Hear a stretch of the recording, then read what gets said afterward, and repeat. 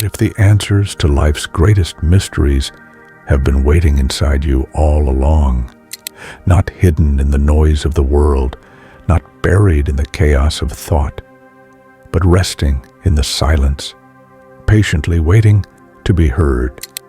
There exists a whisper, a timeless truth, that does not speak to the mind, but to the soul. A quiet call, urging you to awaken the power within, a power that has never left you, only concealed beneath layers of doubt, fear, and illusion. This journey is not about seeking something new, but about remembering something ancient. Inspired by the wisdom of Helena Petrovna Blavatsky's The Voice of the Silence, a masterpiece woven from the teachings of the East, this is more than an exploration of words. It is a rediscovery of universal truths, reimagined for the modern world, for the challenges we face today. Blavatsky's teachings, drawn from the sacred book of the Golden Precepts, offer a map, an invitation to walk the labyrinth of the self. Within this path, 3 sacred halls await. The Hall of Ignorance, where illusion clouds the soul like mist on a forgotten morning. The Hall of Learning, where the first rays of truth pierce through the veil of deception.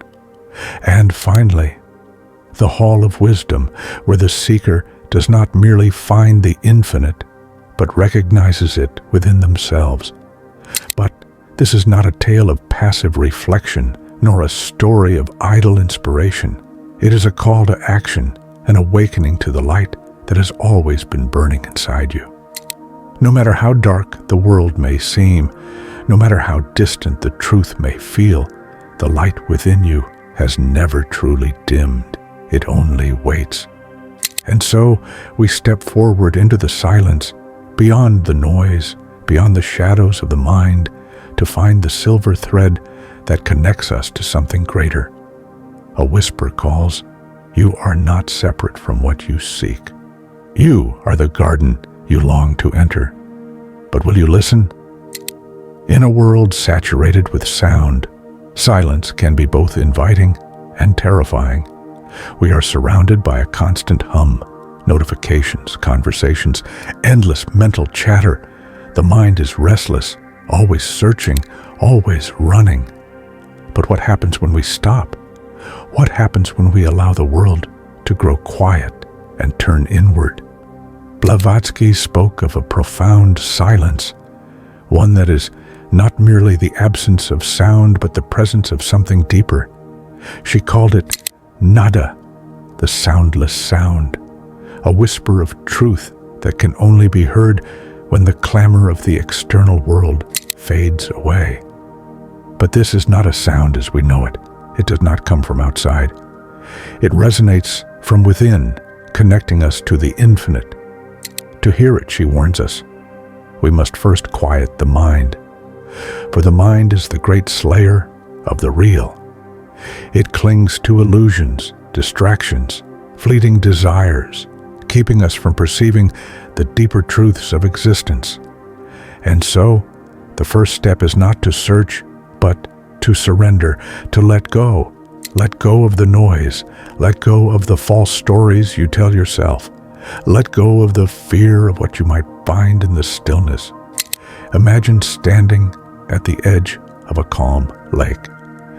When the waters are still, they reflect the sky above in perfect clarity, mirroring the vastness of the universe. But when the surface is disturbed, rippling with waves, churned by the wind, the reflection is broken, distorted. Our minds are much the same. When restless thoughts stir, when distractions pull us in every direction, the deeper truths become obscured. Only in stillness can we see clearly. Silence, then, is not emptiness. It is a presence, a state of being. It requires patience, courage, trust.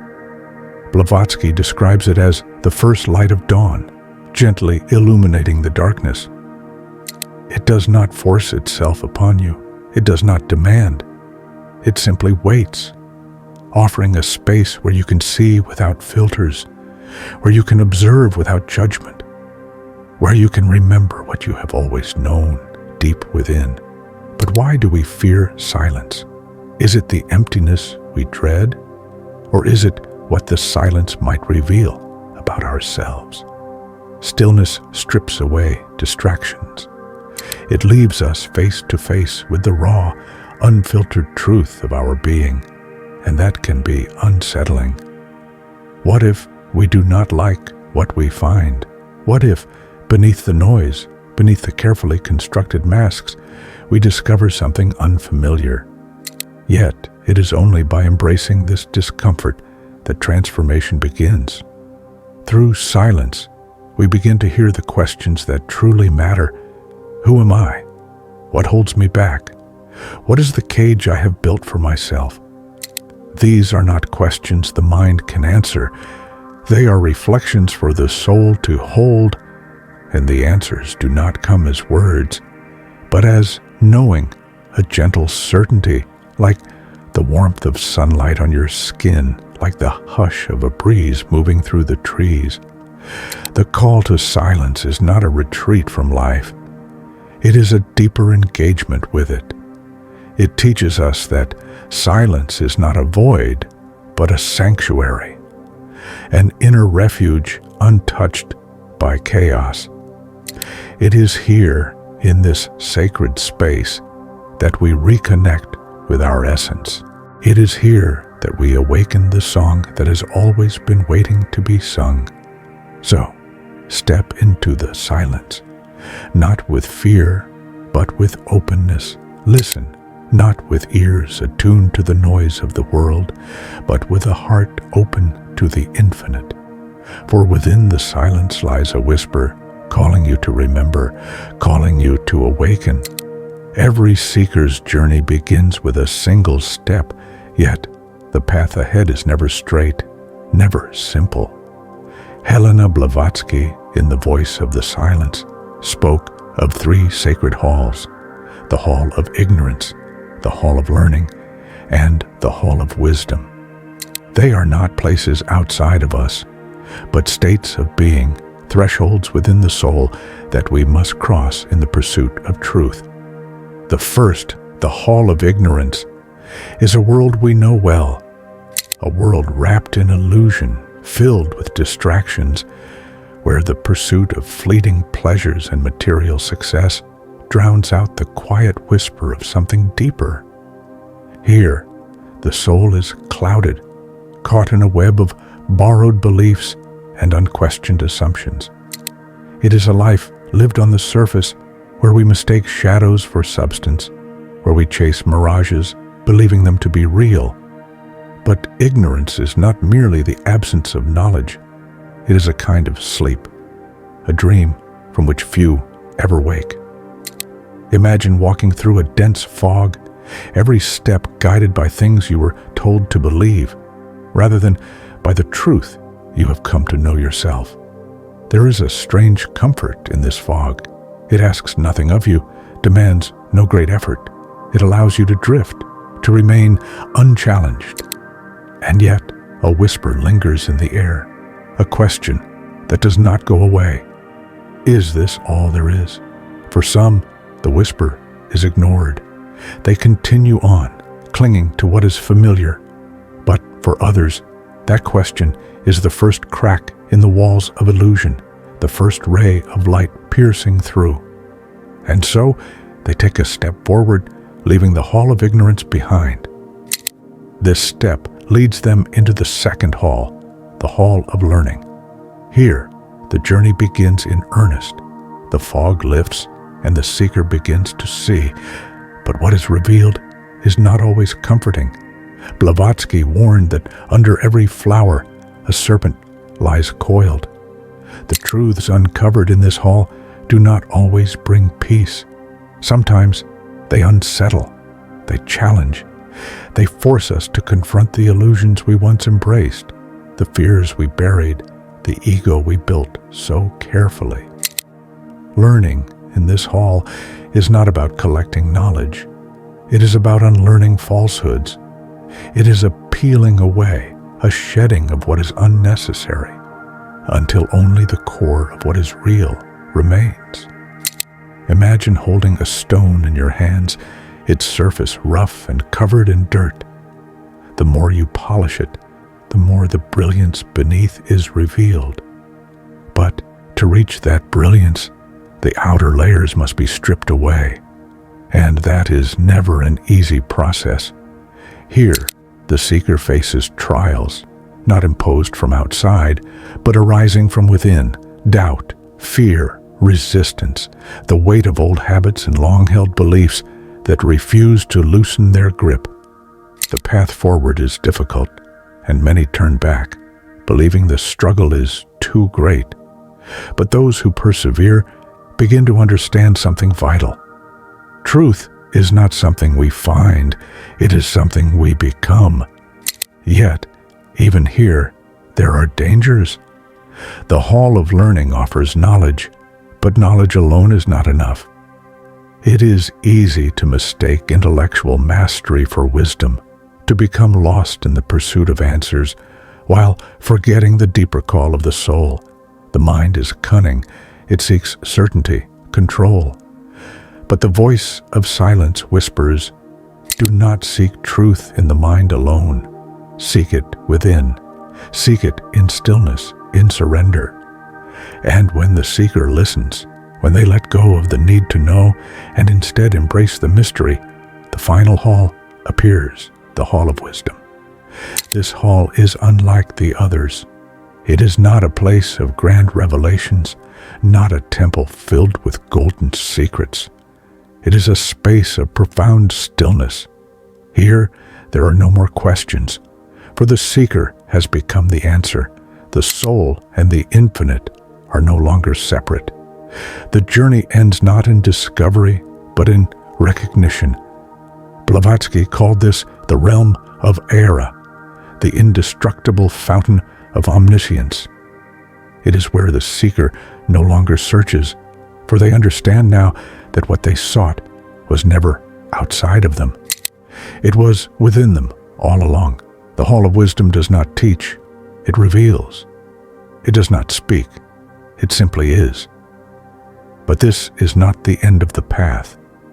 Wisdom is not a destination, it is a beginning. To cross these three halls is not to reach an end, but to stand at the threshold of something even greater. And yet, most never begin the journey. They remain in the hall of ignorance, unaware of what lies beyond. Others step into the hall of learning, but turn back when the trials become too great. The question is, where are you? Are you still in the fog of illusion, surrounded by the comforts of what is familiar? Are you in the midst of learning, shedding the layers of falsehood, struggling with the weight of truth? Or have you glimpsed, even for a moment, the stillness of wisdom, the knowing that whispers, you are not separate from what you seek? Wherever you are, know this: the journey is not about reaching a place. It is about becoming the path itself. The halls are not places you visit. They are thresholds you cross within your soul. And as the voice of silence calls, the only question that remains is, will you listen? Every journey towards self-discovery brings an inevitable challenge, a confrontation with the parts of ourselves we have long avoided. Helena Blavatsky called this presence the destructor, but do not mistake it for an enemy. It is not something outside of you. It is a mirror, a reflection of the fears, doubts, and insecurities that have shaped you. Imagine standing at the edge of a vast forest. The path ahead is dark, uncertain. The destructor is the voice that whispers, turn back. You are not ready. Who are you to seek the infinite? It does not strike with force, nor does it stand in your way. Instead, it feeds on your hesitation. It grows stronger with every moment of doubt, with every step you consider but do not take. And yet, the destructor exists not to stop you, but to test you. It asks, Are you ready to face your own shadows? It demands, will you leave behind the illusions that comfort you but keep you bound? Blavatsky teaches that the destructor is not an external force. It is the ego, clinging desperately to the identity you have constructed. It is the sum of your unhealed wounds, the beliefs that keep you small, the fear of stepping beyond the limits you have placed upon yourself. When you step onto the path of awakening, these parts of you resist transformation. They rise up, not to destroy you, but to challenge you to grow. There is a story of a seeker who sat in silence by a river, meditating for days. The longer he sat, the louder his mind became. Memories of failure, of doubt, of regret surged forward. He felt as though he were drowning in his own thoughts. Every insecurity, every fear, every self-imposed limitation rushed to the surface. Then, a quiet voice spoke within him. Look at it. Do not run. Do not fight. Simply observe. And so, he stayed. He did not resist. He did not push away his fears. He simply watched them rise and fall like waves upon the water. And in doing so, something changed. He realized that the destructor was not his enemy. It was a part of him, a part that feared the unknown, that clung to the familiar, that resisted transformation, not out of malice, but out of fear. It was not there to harm him. It was a teacher offering him the chance to shed what no longer served him. This is the key to overcoming the destructor. You do not flee from it. You do not fight it. You understand it. You meet it with compassion, knowing that it is a part of you that is afraid of being left behind. And when you observe it without judgment, it begins to dissolve, like shadows retreating in the light of dawn. Blavatsky compares this process to gold being purified in fire. Just as gold must endure intense heat to remove its impurities, the soul must face the destructor to emerge transformed. Each confrontation is an opportunity to release the illusions that weigh you down, to strip away the false layers of self, and to uncover the truth of who you are. But how do we begin? First, recognize the destructor when it arises. When fear or doubt surfaces, pause. Name it. Understand that it is not truth. It is only a reflection of your insecurities. Second, observe without attachment. Resist the urge to fight or suppress these feelings. Instead, sit with them. Allow them to fully surface, knowing that they have no real power over you unless you give it to them. Finally, let them go. Acknowledge their presence, but release them. Know that they do not define you. Imagine a turbulent river. On the surface, the water crashes and churns, chaotic and wild. But beneath, there is stillness, a deep, steady current that remains untouched. The destructor is like the surface of the river, a chaotic force that seems overwhelming. But when you dive deeper, you discover the calm beneath. You discover the unshakable essence of who you are. Blavatsky's wisdom reminds us, every time we face the destructor, we have a choice: to retreat into the safety of our illusions, or to step forward into the unknown. Though the path forward is daunting, it is also the only path to freedom. For in facing our greatest fears, we uncover our greatest strength. In embracing our shadows, we allow the light to shine through. And in surrendering the false self, we awaken to the infinite within us. The destructor is not the end of the path. It is the threshold to transformation. And so, when you hear that whisper of doubt, when fear tells you to turn back, pause, listen, and step forward anyway. Because beyond the destructor lies something even greater, a guiding presence, a thread of light, an unbreakable connection between you and the infinite. Blavatsky called it the silver thread. Have you ever felt a quiet, guiding presence within you? Something that speaks not in words, but in a language you instinctively understand? Helena Blavatsky called this the silver thread, an unbreakable connection between your soul and the infinite. A thread that has always been there, stretching beyond time, weaving through every moment of your life, linking you to a truth that has never abandoned you. The silver thread is not something you can see or touch. It is not a path you must seek outside yourself. It is a knowing, a deep inner compass that has always been present. It is the gentle whisper that nudges you forward when you feel lost, the quiet reassurance that no matter how fierce the storm, you're not alone. Blavatsky reminds us that this thread is the bridge between the doubting mind and the knowing soul. It is the link between chaos and calm, between the transient and the eternal. But to feel its presence, we must be willing to quiet the noise of the world. We must listen, not with our ears, but with our hearts. There is a story of a traveler who, in his endless search for wisdom, climbed a great mountain to seek the guidance of a master. He had spent years searching, years longing for answers, years believing that truth lay somewhere outside himself. But when he finally stood before the master, expecting profound teachings, the master simply handed him a mirror. Confused, frustrated, the traveler asked, "What does this mean? Where are the answers I have sought?" The master only smiled. And as the traveler looked into the mirror, something shifted. At first, he saw only his reflection. But as he continued to gaze, he saw beyond the surface. He saw the tapestry of his own life, the struggles, the triumphs, the lessons hidden within every moment. And then he understood. The master he had sought had always been within him. This is the essence of the silver thread.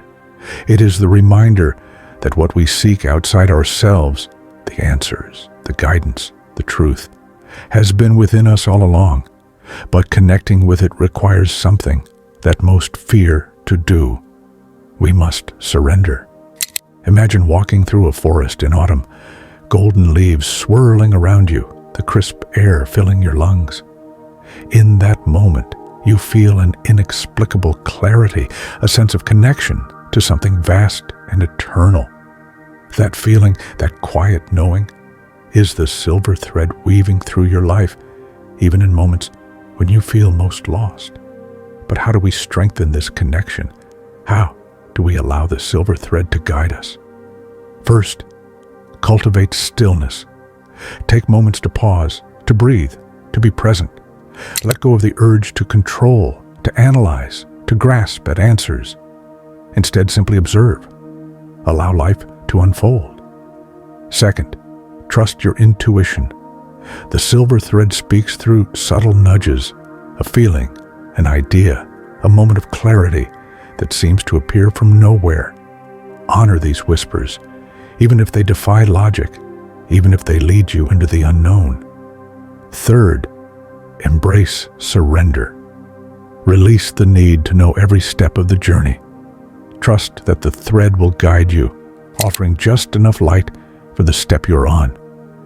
Blavatsky describes the silver thread as an eternal guide that never breaks, even in our darkest moments. It is there when we feel joy, and it is there when we feel despair. It weaves through every experience, showing us that even our struggles are part of a greater journey. When we follow the silver thread, we begin to see that life is not a series of disconnected events, but a perfectly woven tapestry. Each moment, each challenge, each revelation is shaping us, guiding us, leading us to awaken to who we truly are. And the greatest truth of all, we are never truly separate. The silver thread connects us not only to the universe, but to one another. It reminds us that even in the face of uncertainty, we are held by something infinite. So, I ask you, can you feel the silver thread in your life? Can you sense its gentle pull guiding you toward your truth? If not, do not worry. It has always been there, waiting patiently for you to listen. And in moments of stillness, in moments of surrender, you will find it. And when you do, you will know deep in your soul that the answers you have been seeking were never far away. They have always lived within you, woven into the very fabric of your being.